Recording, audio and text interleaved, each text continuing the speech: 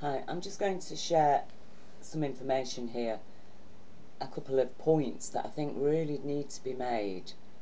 And, well, first of all, Baron Cousins here from the Ring of Fire has picked up on the fact that Cohen was the deputy chairperson or the deputy manager of the Republican Finance Committee. And so, you know, he knows all of the Republican Party's financial secrets.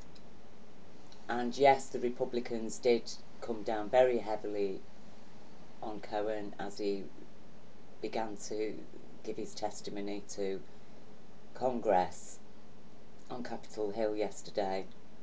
And they were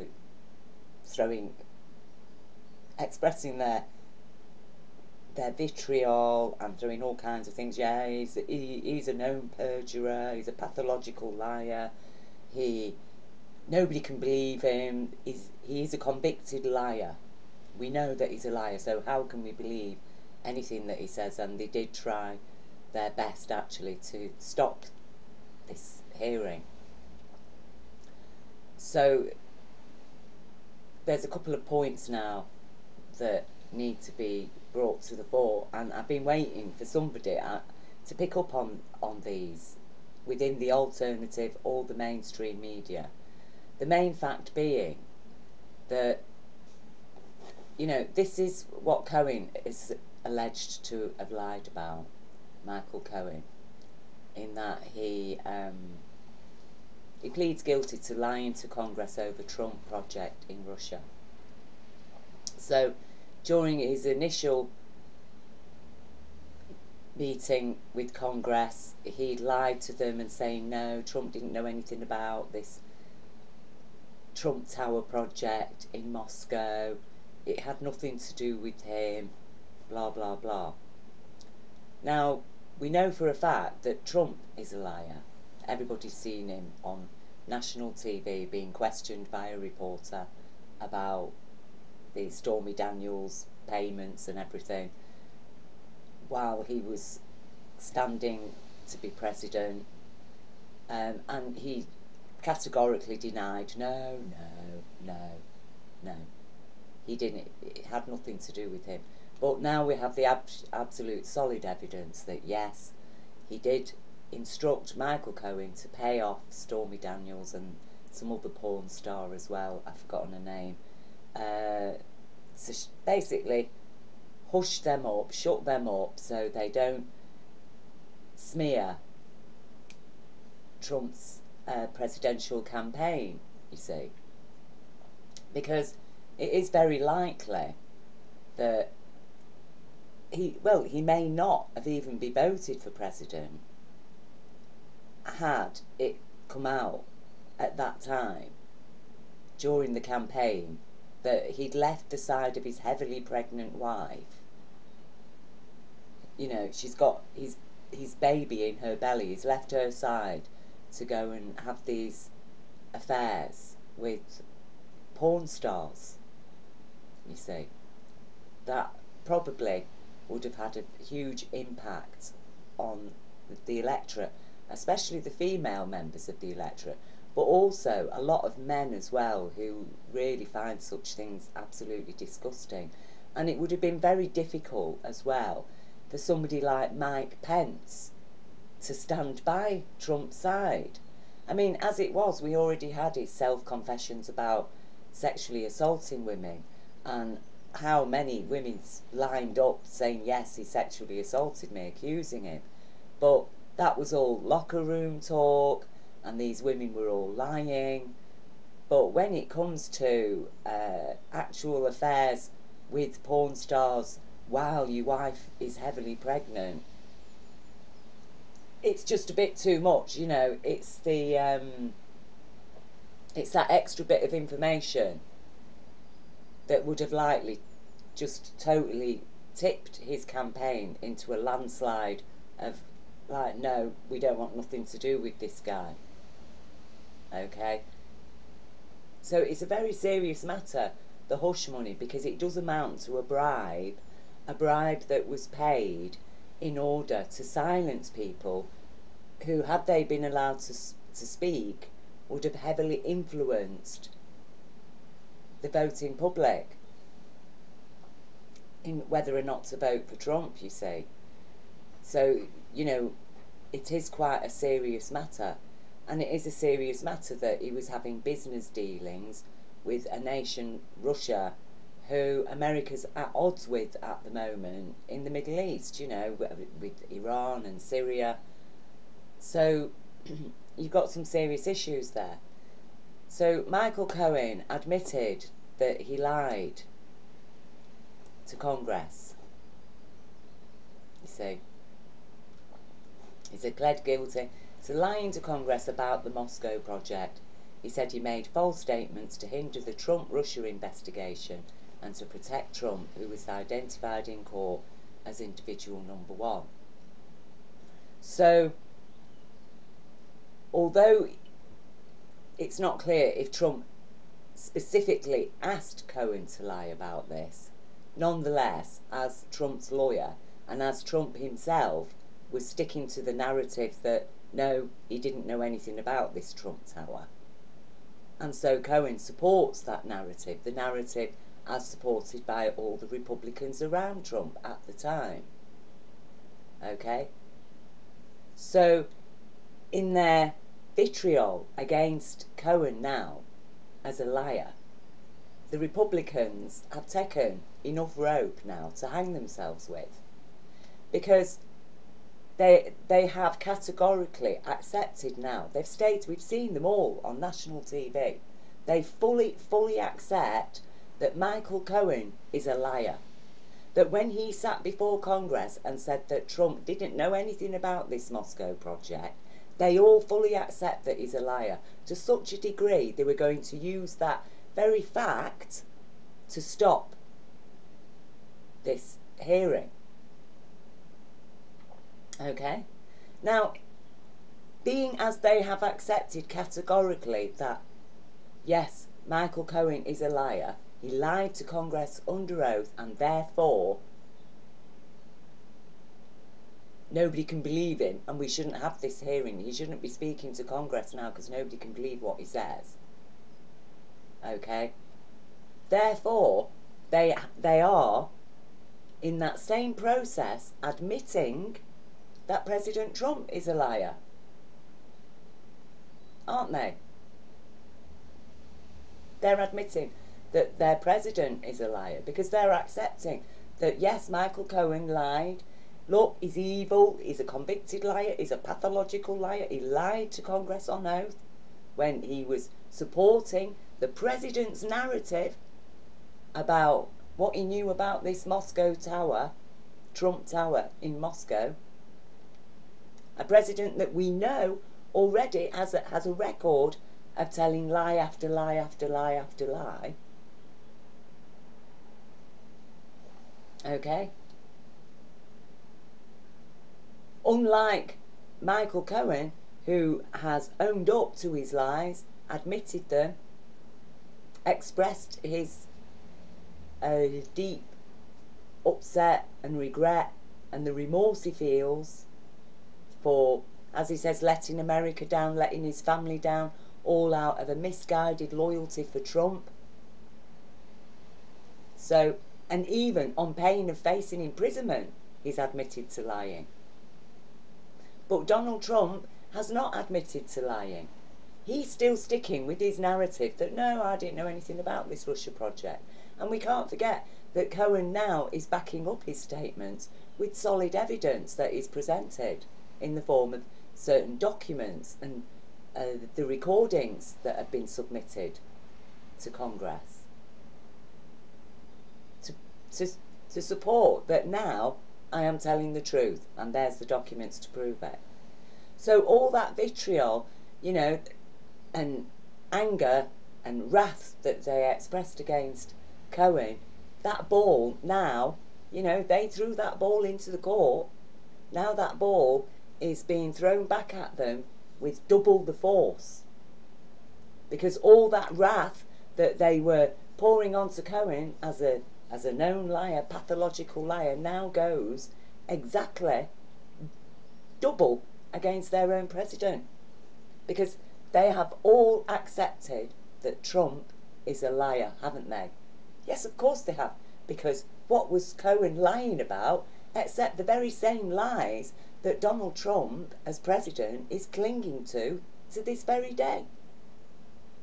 So, okay, one might say, well, you know, when Trump said no, he didn't know anything about this Stormy Daniels hush money and blah, blah, blah, he wasn't actually under oath. But actually he was. Because in order to be president, he has taken an oath of office. I do solemnly swear that I will faithfully execute the office of President of the United States and will, to the best of my ability, preserve, protect and defend the Constitution of the United States.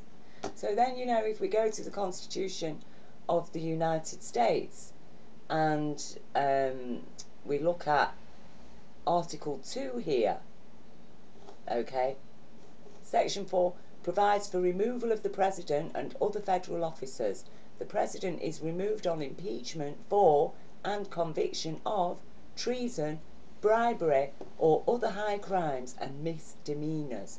Well, a misdemeanour is lying, isn't it, about your involvement with your financial involvements with another country while you are standing for office and even while you're president, and also bribery, because there is absolutely no way that one can fail to construe those payments to those porn stars as anything other than a form of bribery.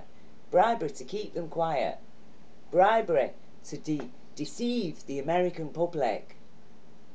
Impeachment. That is what this amounts to now. Misdemeanours, lying to the American public about bribery that was paid to two women to shut them up in order to deceive the American public and thereby assist Trump into being elected as President of the United States. And who has banged the final nail in the coffin for Trump's impeachment? None other than the Republican Party themselves. Just by the very fact that they have all expressed in no uncertain terms that they accept that Michael Cohen, he was lying. He was lying before, and that's why now he's convicted and he's going to prison, because he lied about the Trump project in Russia and what Trump knew about it. They accept that. They've stated it in no uncertain terms, and therefore they are also equally accepting then that Trump is a liar, because they have to. The man was lying for who? The only reason why he was there lying to Congress is because he's employed by Trump and the Republican Party as deputy executive on their finance committee. Okay? That is why. So he had such loyalty, not just to Trump, but to the Republicans as well, that he lied to Congress, and all those Republicans in Congress, like I say, shouting insults at him, saying that, look, the man is a known perjurer, he's a pathological liar, he lied to Congress on oath. What was he lying about then? So you accept then, you all accept that the man's a liar, that he was lying about what Trump knew about this Trump Tower in Moscow. You accept it, you've all accepted it. You, none other than the Republicans themselves, have now, like I say, put the final nail in the coffin for the call for impeachment. And through the Republicans themselves. Because if you'd all just shut your mouths and let Cohen give his thing, yeah, okay. But by stating in no uncertain terms that every single one of you believe that Cohen did lie to Congress previously. You've all, but in that same note, accepted, therefore, that Trump is a liar. And that Trump is lying, the president is lying. Why isn't he facing conviction and prison for lying to the American public? You know, he lied on national TV, and that audience does include the set members of the Senate and Congress. Okay? And then when we look at the whole situation, what we're left with, you know, we've got this lying, deceiving president that has committed crimes against the presidency itself that calls for impeachment. Himself and his vice president choosing who's going to be Venezuela's president. And all for the oil. You know, we've got him on record. He wants Venezuela's oil. And the horrific sanctions that is placed against Venezuela, that has been placed against Venezuela even before Trump. Why? What is that President Maduro guilty of? You know, has he left the side of his pregnant wife to go and have sex with porn stars? Was he paying them off, paying them bribes to shut them up while he was standing to be president? Was he doing that? Was he heavily engaged in business dealings with an opposing nation while he was standing? You know, what is the real president of Venezuela, the democratically elected president of Venezuela? What has he done against America? Nothing. What is he doing against his own people? Nothing. He's actually trying to lift them up out of abject poverty and give them social housing, education, and universal health care. And they've got huge sanctions placed on them. But meanwhile, America's supporting Saudi Arabia with the worst human rights abuses in the world. Well, actually no, because Israel is a close contender for that first position, aren't they?